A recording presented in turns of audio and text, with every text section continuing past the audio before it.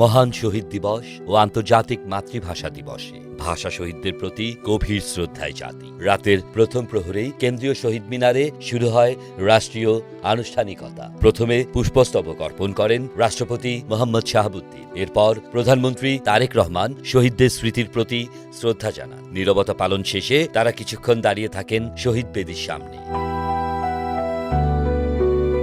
এরপর একে একে শহীদ মিনারে ফুল দেন মন্ত্রিসভার সদস্যরা, বিচার বিভাগের প্রতিনিধিরা এবং কূটনৈতিক কোর। বিরোধী দলীয় নেতা ও বাংলাদেশ জামায়াত ইসলামীর আমির ডাক্তার শফিকুর রহমান দলীয় নেতাকর্মীদের নিয়ে শ্রদ্ধা জানান। তিনি বলেন, ভাষা আন্দোলন ছিল অধিকার আদায়ের সংগ্রাম। সেই চেতনা ধারণ করেই গণতন্ত্রকে শক্তিশালী করতে হবে।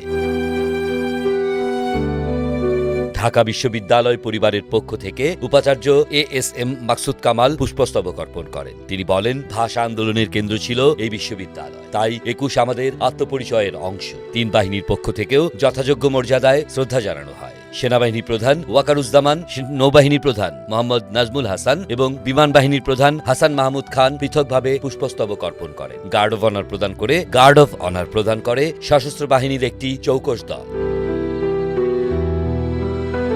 ভোর হতেই জনস্রোত নামে শহীদ মিনারে। খালি পায়ে, কালো ব্যাজ পরে, হাতে ফুল নিয়ে ভাষা শহীদদের প্রতি শ্রদ্ধা জানাতে আসেন সর্বস্তরের মানুষ। বিভিন্ন রাজনৈতিক দল, সামাজিক সাংস্কৃতিক সংগঠন ও শিক্ষা প্রতিষ্ঠানও দিনভর শ্রদ্ধা নিবেদন করেন। ১৯৫২ সালের এই দিনে রাষ্ট্রভাষা বাংলার দাবিতে প্রাণ দেন সালাম, বরকত, রফিক জব্বার সহ আরো অনেকে। তাদের রক্তে লেখা হয়েছিল বাঙালির আত্মপরিচয়ের ইতিহাস। ২১ মানে আত্মত্যাগ, ২১ মানে অধিকার, আর ২১ মানে মাথা নত না করার শপথ। আহমেদ শাহেদ, বাংলা বাজার পত্রিকা, ঢাকা।